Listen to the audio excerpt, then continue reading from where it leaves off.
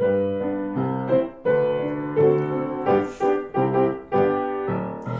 lay down my sword and shield down by the riverside, down by the riverside, down by the riverside. Gonna lay down my sword and shield down by the riverside. Gonna study war no more. I ain't gonna study war no more. I ain't gonna study war no more. Ain't gonna study war no more, no more. I ain't gonna study war no more. I ain't gonna study war no more. Ain't gonna study war no more. Gonna lay down my burden down by the riverside, down by the riverside, down by the riverside. Gonna lay down my burden down by the riverside. Gonna study war no more. I ain't gonna study war no more. I ain't gonna study war no more. Ain't gonna study war no more. I ain't gonna study war no more. I ain't gonna study war no more. Ain't gonna study war no more. Gonna shake hands around the world, everywhere I roam, everywhere I roam, everywhere I roam. Gonna shake hands around the world, everywhere I roam. Gonna study war no more. I ain't gonna study war no more. I ain't gonna study war no more. Ain't gonna study war no more. I ain't gonna study war no more. I ain't gonna study war no more. Ain't gonna study war no more. Welcome to the Unitarian Universalist Congregation of Hillsborough online worship service. My name is Caroline Welty, and I'm going to be your worship coordinator for today.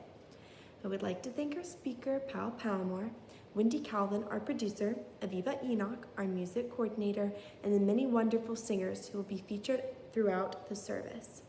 Most of all, I would like to thank you all for joining us. Each week, we take a monetary offering to support our social justice work in the community. This support comes in the form of donations. This month, our community partner we share the collection with is the Minister's Discretionary Fund.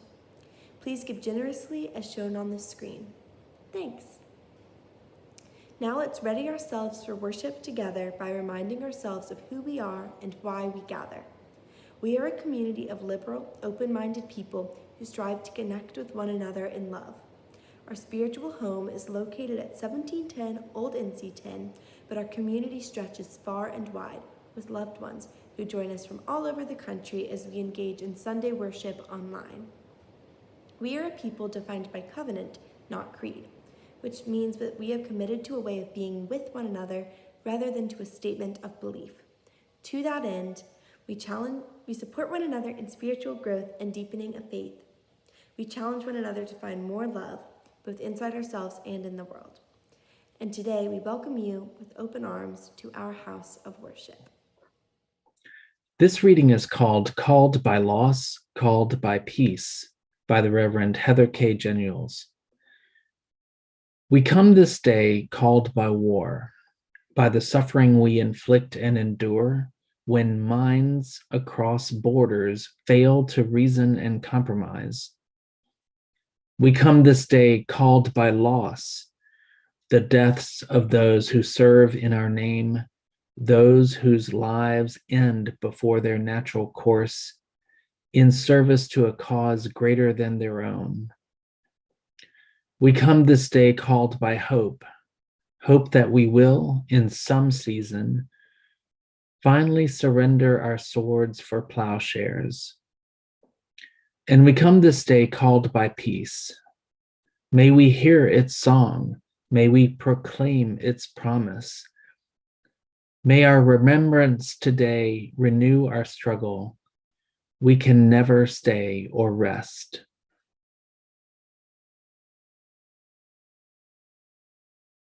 This is my song, O God of all the nations, a song of peace for lands afar and mine. This is my home, the country where my heart is. Here are my hopes, my dreams, my holy shrine. But other hearts in other lands are beating with hopes and dreams as true and high as mine. My country's skies are bluer than the ocean, and sunlight beams on clover leaf and pine.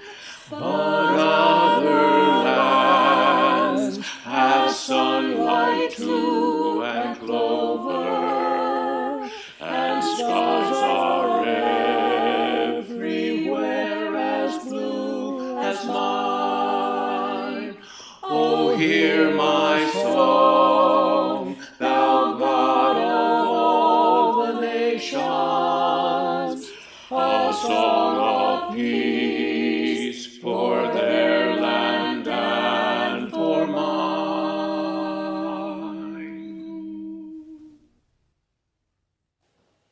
Ours is a welcoming community where we find connection, a sharing community where our joys are celebrated, and a caring community where our sorrows are lessened.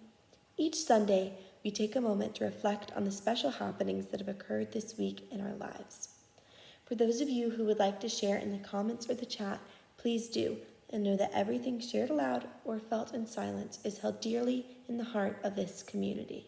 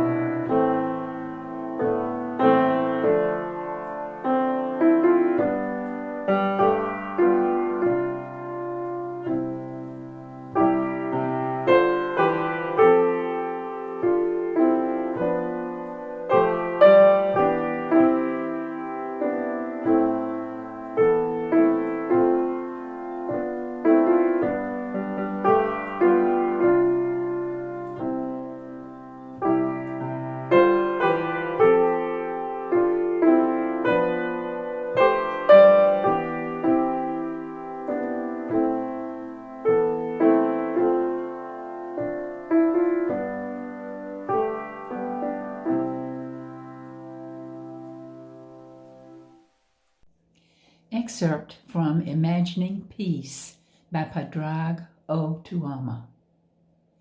We need stories of belonging that move us towards each other, not from each other. We need ways of being human that open up the possibility of being alive together. We need ways of navigating our differences that deepen our curiosity, that deepen our friendship, that deepen our capacity to disagree, that deepen the argument of being alive. This is what we need. This is what will save us. This is the work of peace.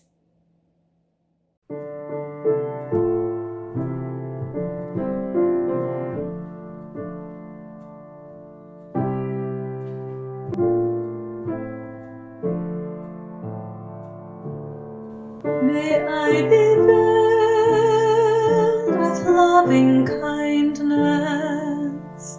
May I be well.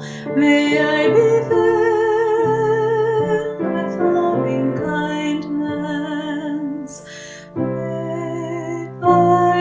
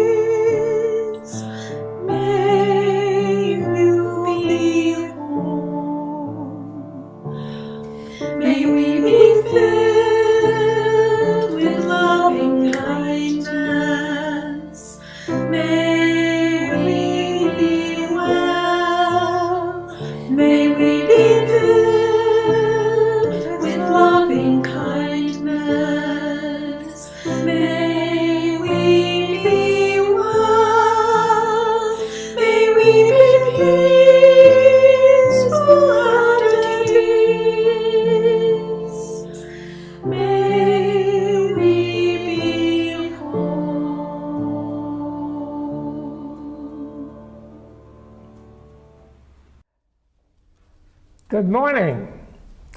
I'm going to be celebrating my 91st birthday next week, and I'm remembering the wonderful surprise party that you and the rest of the congregation gave to me in our parking lot out here, with signs and posters and horn blowing and the gift of a magnolia tree.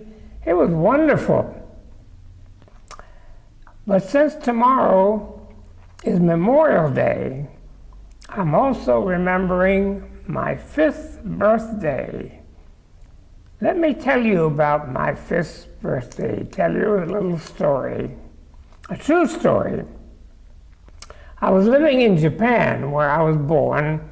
My parents were missionaries there. And on my 5th birthday, a friend brought over a birthday present of a toy sword, a Japanese sword with a beautiful scabbard with gold and red and a tassel. I remember it was a beautiful thing. But Father, who's a pacifist, said something like this. I don't remember exactly what it was, but I think it probably something like this. Thank you, dear friend, for this beautiful gift. But a sword is a violent weapon designed to cut and to kill. And we think it's not safe for little boys to play with swords. Also, we think it's not the Christian way to settle conflicts with swords. So we'll just put this sword up on the mantle where Erdman can see it, and when he's old enough to decide what to do with it, then we'll take it down and he'll take care of it. Well, we came back to the United States the next day in 1936 because war between China and Japan had broken out. And I didn't bring back the toy sword with me. For all I know, it's still sitting on the mantle there in Japan. But since then, I've given a lot of thought to issues of swords and war and peace, and I've tried to live my life as a peacemaker. Now, tomorrow is Memorial Day, so I'd like to think about what it means and whether it would be better to make Armistice Day, November the 11th, as the big federal holiday instead of Memorial Day. Armistice Day is now called Veterans Day usually, and is often confused with Memorial Day, which also commemorates veterans. The difference is that Memorial Day is in memory of veterans who died in the world wars, while Armistice Day celebrates peace and the service of all soldiers. It became a tradition to decorate the graves of all soldiers with flowers. That's how Memorial Day began. It started when the Southern Confederate women began decorating the very graves of their fallen Confederate soldiers. So since they decorated it with graves with flowers and flags, it came to be called Decoration Day. But in 1967, Congress decided to combine this Memorial Day or Decoration Day with 3 other federal holidays and move it to the last Monday of May in order to make it a 3-day federal holiday. As a result, it became less of a somber memory of dead veterans and rather an occasion to take a trip to the beach or attend car races like Indianapolis 500 and other holiday festivities. Armistice Day, on the other hand, November the 11th, marks the end of World War I, when the war to end all wars ended on the 11th hour of the 11th day of the 11th month. And as such, I like to think of it as a celebration of peace, even though we've had many tragic wars since then. So since then, I've tried to live as a peacemaker and have made working for peace my top priority. I will think of Armistice Day as more important than Memorial Day. So why is working for peace my top priority?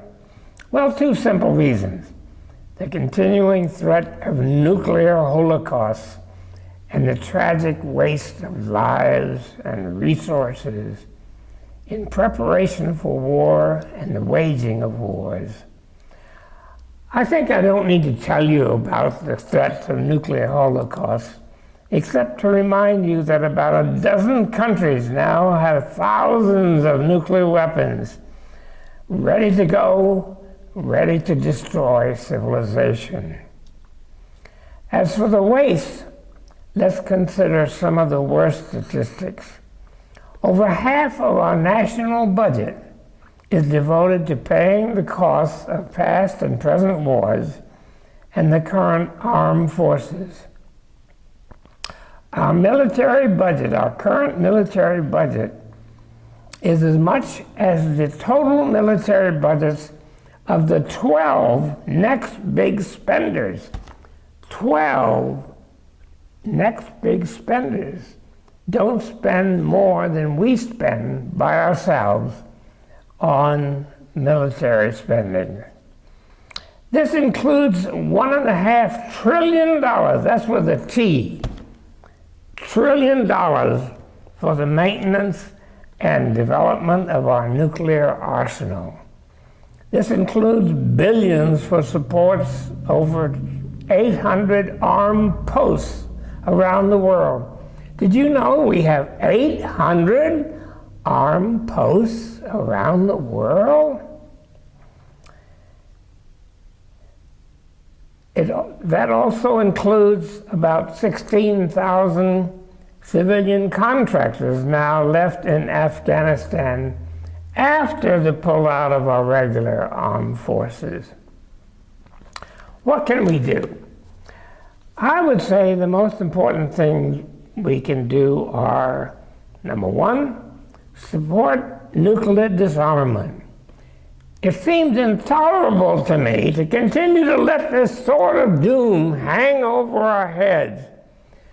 I think if we can't get other nations to begin nuclear disarmament, we should begin unilateral nuclear disarmament and negotiate with other powers about getting them to also disarm their nuclear weapons. Secondly, we can cut the military budget in half or more and use the trillions of dollars saved to build up our country and provide better health care, education, infrastructure, reduce climate change. You name what it is that our country needs most, we could use that money to take care of it. And third, finally, support the United Nations. There are many problems with the present structure and capacities of the United Nations, but I believe it is our best hope for enduring world peace under the rule of international law. Law, not war. So join the United Nations Association or some other peace organization like St. Freeze. Let me close with a few lines from the preamble to the Charter of the United Nations. If you have a hymn book, it's number 475. It goes like this. We, the people of the United Nations, determined to save generations from the scourge of war, to reaffirm faith in fundamental human rights, in the dignity and the worth of the human person, in the equal rights of men and women, and of nations large and small, to promote social progress and better standards of life in larger freedom. We have resolved to combine our efforts to accomplish these ends. So may it be. Happy Memorial Day.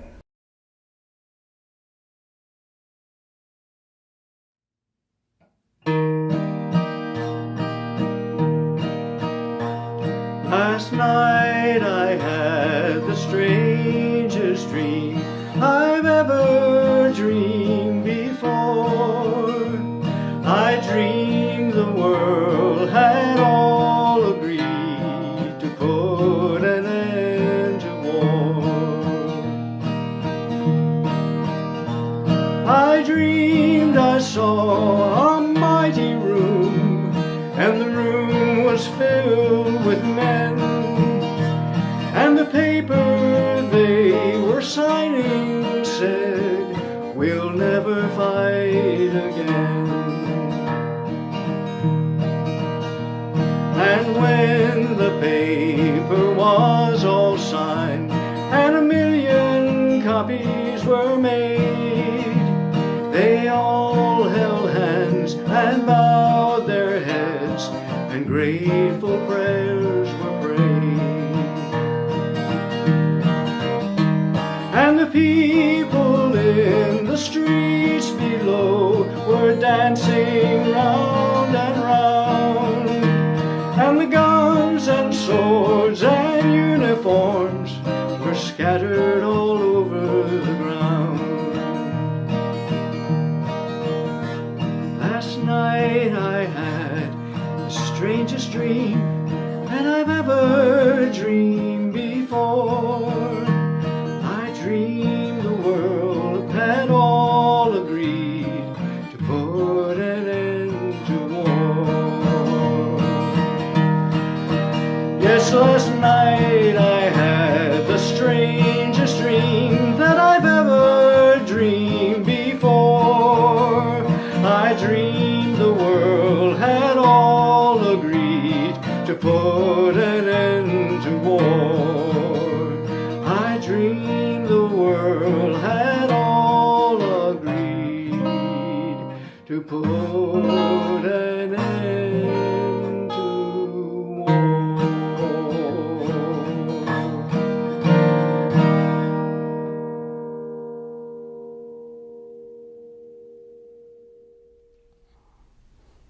Hi, my name is Teresa Cox, and I would like to share a poem of mine called Our Spring Greeting.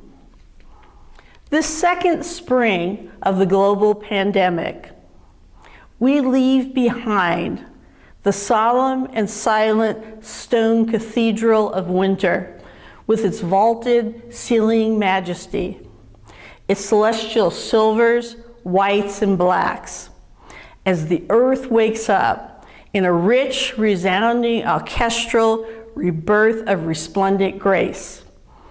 A dazzling panoply of rainbows of flowers, blossom trees, and an amazing spectrum of greens, as the trees, the bushes, and the grasses, and a glory of ground covers drench the earth, our eyes, and our hearts in the luscious greens. If we completely open our hearts to this glorious spring, we too can be truly reborn, our hearts becoming sun-filled wings. To speak, listen to, and care for our stories, by Reverend Sherry Woodbury. May we have the courage to speak or write the stories within us that need to be told, the stories that make up our lives. May we listen with a loving mind and heart to the stories of others' lives, others here in this church, and others in our wider community and world.